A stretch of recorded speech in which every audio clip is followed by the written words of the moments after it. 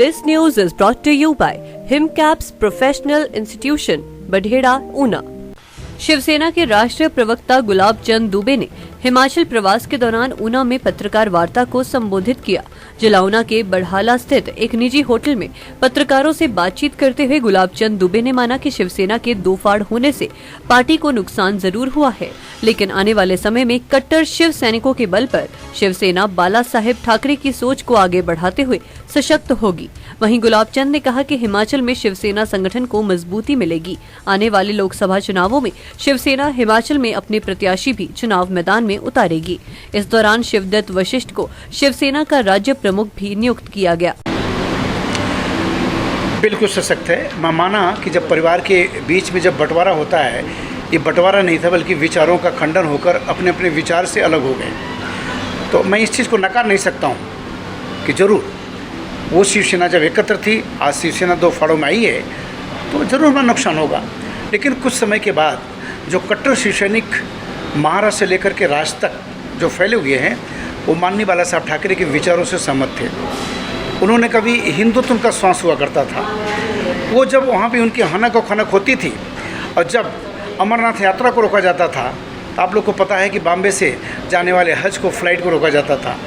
तो तमाम ऐसी बात के लेकर के आपके कश्मीर को देख लीजिए। जब कश्मीर के ऊपर जब हिंदू के ऊपर कुठाराघात हुआ, तो एक दक्षिण के सागर के तट पे महाराष्ट्र से एक आवाज़ आती है और अंततः आवाज़ ही नहीं आती है, उन हिंदुओं के प्रति प्रश्न बनाते हैं महाराष्ट्र में। और महाराष्ट्र में वहाँ पे रेजुलेशन पास किया जाता है कि इनके लिए रिजर्वेशन किया जाता है, रिजर्व शीट किया जाता है।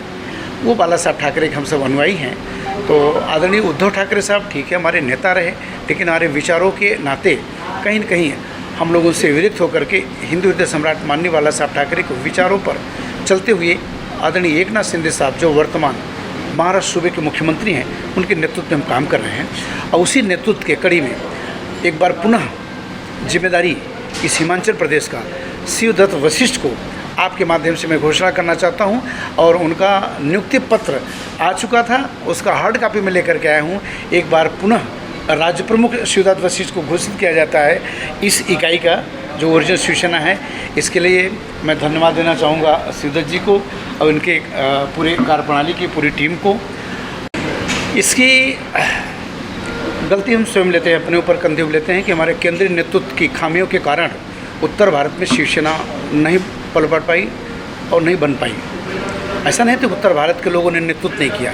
वो चाहे संजय निरुपम हो, राज्यसभा सदस्य रहे, घनश्याम दुबे रहे, वो भी राज्यसभा सदस्य रहे, चंद्रिका केनिया राज्यसभा सदस्य, न जाने कितने ऐसे विधानसभा से लेकर के महानगर पालिका तक कितने ऐसे उत्तर भारत या उत्तर भारतीय समाज के लोग नेतृत्व किए शिवसेना से। माना कि उत्तर भारत और विशेष करके आप हिमाचल की इस वादियों के बीच से कोई हमारा सितारा नहीं निकल पाया। 2018 से मैं नेतृत्व करते हुए लोगों के बीच आने का मुझे मौका मिला। इनके उत्साह का मैं मुरीद हूँ, इसलिए बार बार इस वादियों के बीच इस भगवा जब लहरता और फड़कता हुआ दिखता है तो मैं खींचा चलाता हूँ। अब मैं आपको विश्वास करना चाहूँगा कि वर्तमान शिवसेना आदरणीय एकनाथ शिंदे साहब के रूप में जो आई है, उसकी हनक अब हिमाचल की इस वादियों में सुनने को मिलेगा। जब पुनः आपके बीच मुझे आऊँगा तो मैं ज़रूर कहूँगा कि आपके बीच से ये मेरा प्रतिनिधि हुआ। तो क्या कहीं ना कहीं ऐसा माना जाए आपके इस बात से कि लोकसभा चुनावों में शिवसेना जो है वो हिमाचल की ओर रुख करेगी? हिमाचल प्रदेश से 2024 में 2 से 3 सीटों पे हमारी शिवसेना चुनाव लड़ने जा रही है। हमारे मित्र पक्ष हमें पूरा विश्वास है कि हमारे साथ रहेंगे, नहीं भी साथ रहें तो शिवसेना अपना उसका संकल्प है। एक स्पोक पर्सन राष्ट्रीय प्रवक्ता के माध्यम से अपने इस सशक्त भाषा को आपके बीच जिम्मेदारी से करके जाना चाहूँगा।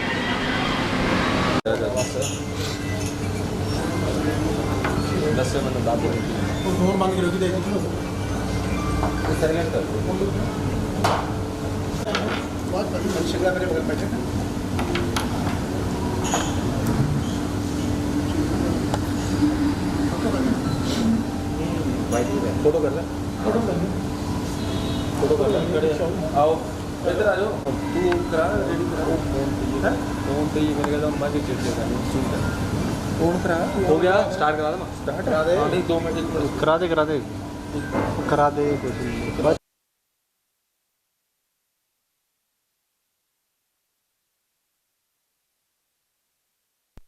आप लोगों को मैं सादर आमंत्रित करता हूँ। बड़ा भाग्य का विषय है कि इस देवभूमि पे काशी के ब्राह्मणों के माध्यम से सतचंडी ये का आयोजन हो रहा है। तो एक सनातन को मानने वाले आप लोग से मेरा विशेष आग्रह है कि आप उस कार्यक्रम स्थल तक आएँ। ज्वाला जी वो तो कल से शुरू होगा, 23 तक चलेगा। जब भी आपके अनुकूल समय मिलेगा।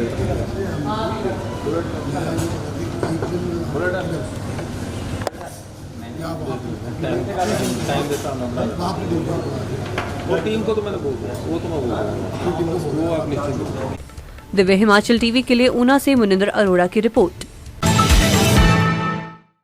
प्रदेश सरकार में डिप्टी सीएम मुकेश अग्निहोत्री के कुशल नेतृत्व में जिला ऊना का हिमकैप्स लॉ व नर्सिंग संस्थान बठेड़ा बुलंदियों को छू रहा है। सहकारिता के जन्मदाता मियां हीरा सिंह की यादों को समर्पित संस्थान के विकास कार्यों को चेयरमैन विक्रमजीत सिंह 4 चांद लगा रहे हैं। प्रोफेशनल शिक्षा के इस मंदिर में +2 पास विद्यार्थी BA LLB व BA पास स्टूडेंट्स LLB डिग्री कोर्स के लिए दाखिला ले सकते हैं। लॉ संस्थान हिमाचल प्रदेश विश्वविद्यालय शिमला व बार काउंसिल ऑफ इंडिया से मान्यता प्राप्त है।